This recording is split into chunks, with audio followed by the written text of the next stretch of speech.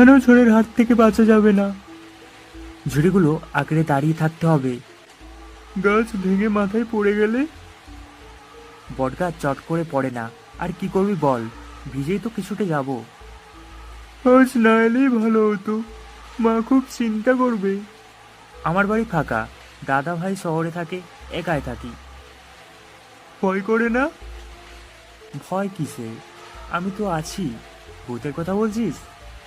এরকম ঝড় বৃষ্টিতে ওদের কথা তুলিস না, আমার ভয় করছে। ভূত আসছে বুঝি ঘরের মধ্যে?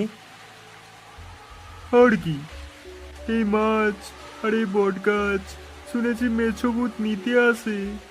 কে রে তোরা, এই ঝড়ের মধ্যে গাছের নিচে বসে আছিস কেন? ও সমুদা, ও